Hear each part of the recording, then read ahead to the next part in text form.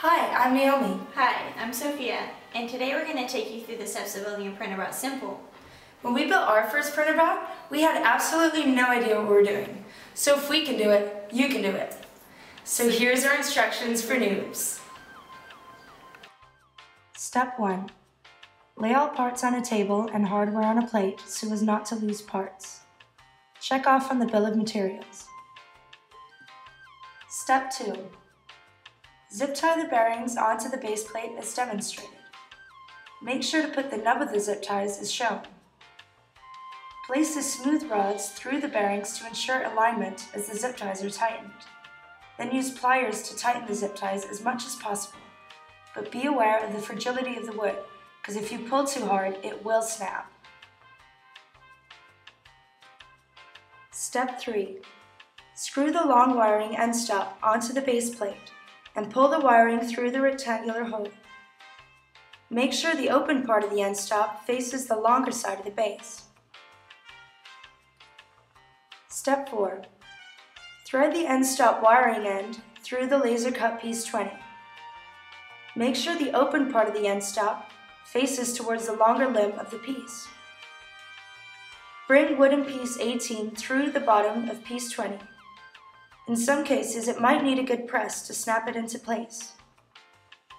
Then screw your M2 10mm screws into the end stop through to piece 18. Step 5. Bring the Kaizen motor shaft through the bottom of the circular hole of piece 8. Use your M3 10mm screws to secure the two ends closest to the rectangular hole. Your Kaizen motor wiring should be facing and come up through the small rectangular hole. Screw the end stop and piece 20 to the base using the M3 16mm screws. The open end of the end stop should be facing the small circular hole on the base. Then use tape to label the wiring of the motor Z as shown in the image. Step 6. Widen the hole of the sandpaper pulleys using small pliers or scissors.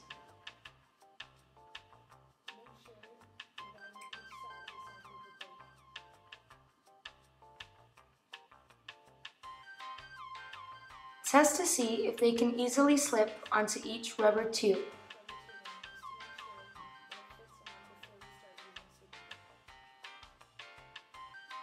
Now, dab some glue onto half of each rubber tube and push the sandpaper pulley until flush.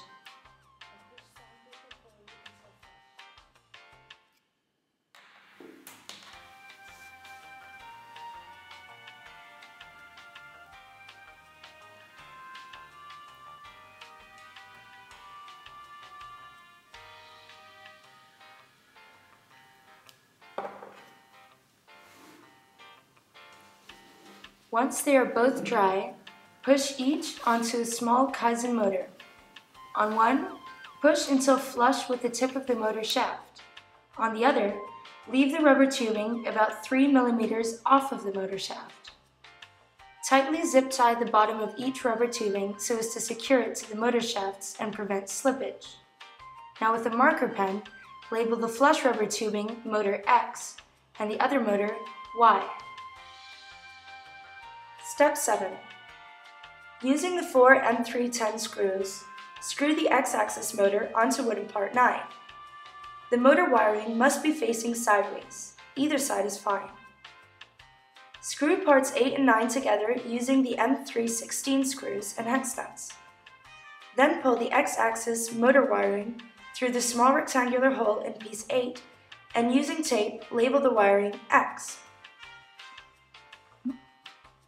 Step 8. Mount the X and Z axes motor assemblies together using your M316s and M3 hex nuts. Mount the assembly to base part 7 assembled in step 2. Then pull the end stop wiring through the bottom into the rectangular hole between the two motors and out the end next to the Z-axis motor as depicted. Step 9. Unscrew the nut on the power adapter a bit to leave space for a zip tie. Then attach the power adapter onto plate 5 with the zip tie between the nut and the adapter. make sure the nub of the zip tie goes down on the right side of the power adapter. Step 10. Attach piece 5 onto the left side of the assembled parts using your M3 screws and nuts. Make sure the power adapter wiring comes up through the small slot in piece 8. If the wooden knobs don't align at first, that's normal. It helps to untighten the other screws and use a screwdriver to push them this way or that to make the pieces fit together. Step 11.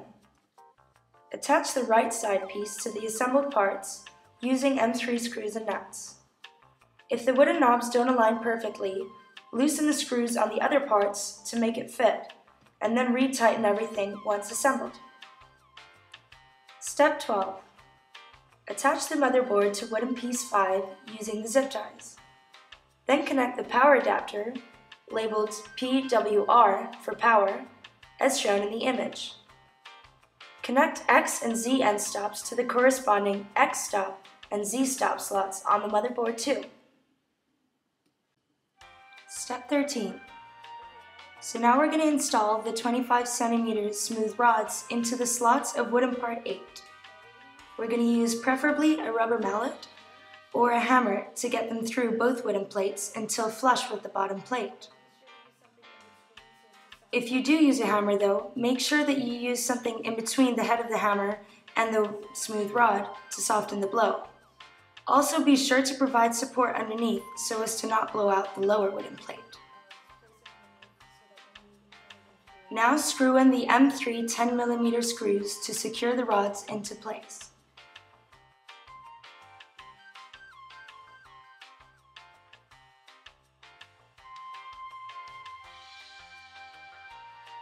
Step 14. Press the 4 hex nuts into the hexagonal slots in wooden part 2. Use a bit of super glue to secure them into their holes, and screw the M3 10mm screw into the wooden part. Make sure to leave some length and not screw it in all the way. Step 15. Insert smooth rods into the metal bearings. Attach part 2 to the rest of the assembly by zip tying it onto the smooth rods. Make sure the nubs of the zip ties are on the outer sides of the print platform, and the M3 10mm screw is on the left side of the print platform. Step 16. Create a loop at the end of your fishing line and twist the line around itself twice. Then bring the line back in through the loop. Tie the line to the M3 10mm screw by putting it through the loop and pulling at either end of the line. If you feel your knot is not completely solid, then apply some glue to the knot to ensure it doesn't untie. Screw the M3 10mm screw into the right side of the wooden part 2, from the bottom up. Step 17. Press the M3 hex nut into the hexagonal slot in wooden part 22 using pliers. Screw in the M3 16 until flush with the hex nut. Then slide wooden part 21 onto larger wooden part 22. This will be your X-axis fishing line tensioning assembly. Step 18. Measure 23 centimeters from where the fishing line is tied onto the print platform and mark the point on the string with a marker pen. Then tie the string to the X-axis fishing line tensioning assembly at this marked point. So now I'm going to mount the X-axis tensioning assembly for the fishing line. The most important thing here is that, well, first of all, you got to measure off the string properly. As you can see, this is the point where I measured mine off, my little marker point. And the other important thing is that this line has to be really, really tense in order for the X-axis to move correctly. So I'm going to move my X-axis all the way to this side. I'm going to use my little screwdriver here to help me out with wrapping it around. We're going to start wrapping from the bottom of the pulley. I don't know if you can see that very well, but the string goes underneath the pulley and we're going to wrap around twice. So keeping it always very tense on this side, we're going to wrap it around, always very tense, and I'm going to use my little Allen wrench here to help me out. Bring it over, so that's once. Keep it very tight, over again, and that is twice, there we go. And on this side, this is going to clip right on to the side. And using a zip tie, we're going to tie that over there to that side. So yeah, that's basically it. Step 20.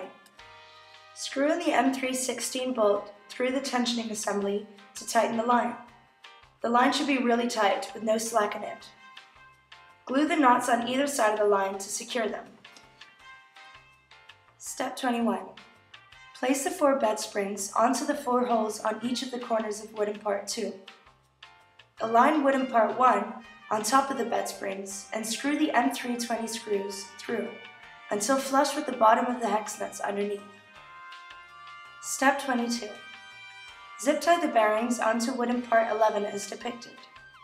Place the smooth rods through the bearings while zip tying to ensure they are straight and parallel. Tighten the zip ties using pliers. Step 23. Screw the Y-axis motor onto wooden part 11. Make sure the motor wiring faces the opposite side of the single square hole on the plate. The motor label should be facing the opposite side of the single square hole. Step 24. Screw the Acme nut into part 12 using the 2 M310s and attach part 13 to part 12 using the M316s. Step 25. Insert the 2 smaller wooden pieces through the slots of part 19. It doesn't matter which way they're going, as long as you both go in the same way. Enter the long screw through the thicker portion of part 19, as it's not symmetrical. If you can, use an electrical screwdriver, as manually can take a while. Then, lock the hex nut onto the bottom of the screw. Step 26. Secure the previous wooden assembly onto part 13 of step 23 using the M316s. Step 27. Screw the end stop to the small holes on the top left corner of the wooden platform. Make sure the open part is facing upwards, away from the platform. Make sure the end stop wiring goes down between the motor and the bearings. Step 28. Attach the Acme nut assembly to the Y-axis motor assembly. Step 29. Thread the rod into the vinyl tubing until it is about 1 centimeter in, then secure it with a zip tie around the tubing. Thread the Acme rod through the Acme Delrin nut. Connect the rubber tubing to the shaft of the Z motor and secure where the tubing surrounds the motor shaft with 2 more zip ties. Tighten these as much as possible. Step 30. First attach parts 15 and E6, then fit the 2 onto part 14. Step 31. Attach the previous assembly to the end of part 3, and then add part 10 to the other end as depicted. Step 32. Attach part 4 to the previously assembled parts. Step 33. Insert the smooth rods into the Y-axis bearings. Secure the previously assembled wooden piece to the smooth rods with a zip tie on each corner. Make sure the zip tie knobs are on the outer side of the assembly, otherwise they will obstruct the Y-axis movement. Step 34. Tie 2 knots around the bolt. Make sure it won't come off. Screw the bolt through the hole and secure with the hex nut. Screw the head on the inner side and the hex nut on the outer side of the assembly. Then apply some glue onto the nut to make sure it doesn't come out. Step 35. Attach parts 25 to part 23 using the 4 M316s and screw this assembly to the right side of the Y-axis assembly. Screw the 10mm bolt through part 24 and thread the hex nut to secure it. Don't tighten it completely. The side from which the bolt is screwed doesn't matter, either side is fine. This is the Y-axis fishing line tensioning point. Using a ruler, measure 21.2 centimeters on the fishing line from where it was tied to the bolt, and mark this spot with a marker pen. Then tie a double knot around the head of the M310 bolt attached to part 24 at that marked point. Step 37.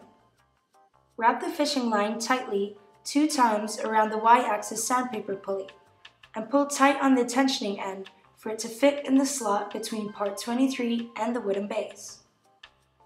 While pulling tightly on the tensioning piece, thread the bolt through the other end of the slot using a screwdriver for the two to be threaded next to each other in the hole.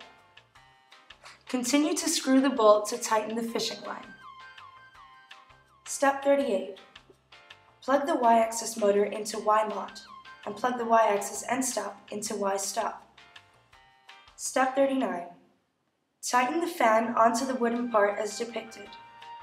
Make sure to get the fan wiring direction right. Step 40. Run the fan wiring and the large Kaizen motor wiring from the top through to the bottom of the small rectangular hole of part 15. Okay, so for this step, we're going to need our thread locker blue glue. It looks a little something like this. We're going to use our toothed drive gear. It comes in the hardware kit. It looks like this. I don't know how well you can see that there. We're going to need this little wooden piece, which does not have a number, but it also comes in with your hardware kit, and our large Kaizen extruder motor.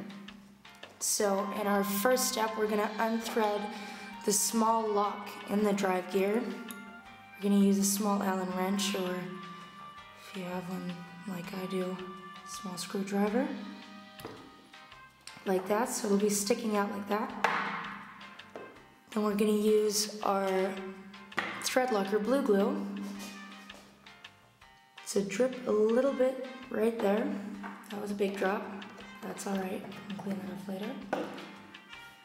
Then with this small wooden piece, we're going to place it like that on our extruder.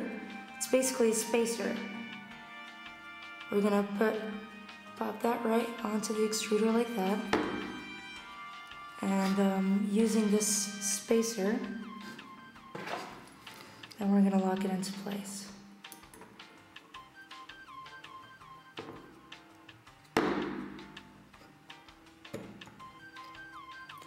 Alright, that should do it.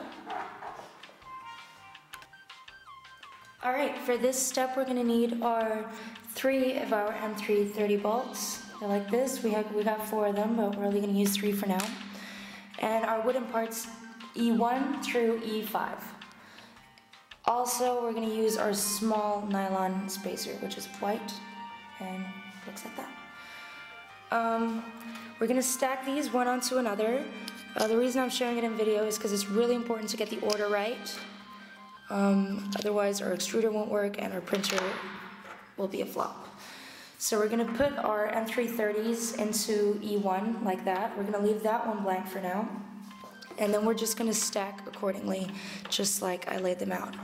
So that one goes on that one. This one goes on there. Then our nylon spacer goes over there. And this one here. And E5 will jump on top, like that. Now we're going to have to hold them tight so our nylon spacer doesn't fall out. Step 43. Secure the previous assembly onto the extruder motor by screwing them into the small holes in each corner of the motor. Step 44. Fit these 3 pieces together as shown. Do not use glue here as they need to be free to rotate. Glue this small assembly onto the fan assembly. Step 45. Place the metal bearing in between the 2 parts and screw the M5 bolt entering through A. It's important the bearing is able to freely rotate between parts A and B, so don't tighten the bolt too much. Fit part E11 onto parts A and B, and place the nylon tube through the larger holes of A and B, and screw the small assembly onto the extruder assembly using the 30mm bolt. Step 46. Slide the screw through the spring. Then slide the rest of the screw through small wooden part E11 on the extruder assembly, and then through the small hole in the fan assembly. Push down on the head of the screw and lock it into place using the nylon hex nut. Place the hot end into the slot underneath the extruder assembly. Make sure it is in as far as depicted. If it doesn't fit in properly at first, then loosen the 2 screws just above it on the extruder mount and push it in firmly. Secure it in with the 2 M3 20mm bolts. An electric screwdriver would speed this up incredibly. Step 48. Plug the extruder motor wiring into EMOT on the electrical board. Make sure it is plugged in the opposite way around as the other 3 motors as depicted. Step 49. Plug the thermistor lead from the hot end with translucent insulation into the thermistor extension with black and white wire insulation. Plug the extension into TEXT on the board. Step 50. Plug the hot end power lead with the black insulation into the hot end power extension. Plug the extension into the extruder slot on the bottom of the motherboard. Plug the fan extension into the fan wiring. Make sure to match the red with the red and the black with the black wires. And plug the extension into the fan slot on the upper side of the motherboard. Step 51. Organize the cabling with the cable wrap. Make sure to start from the extruder and work your way towards the electrical board. Roll up the leftover extruder motor wiring and tidily zip it up with a zip tie.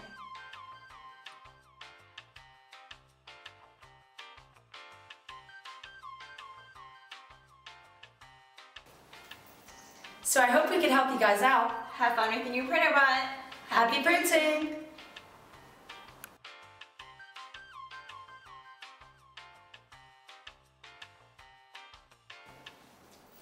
Hi, I'm Naomi. Hi, I'm Sophia, and today we're going to take you through the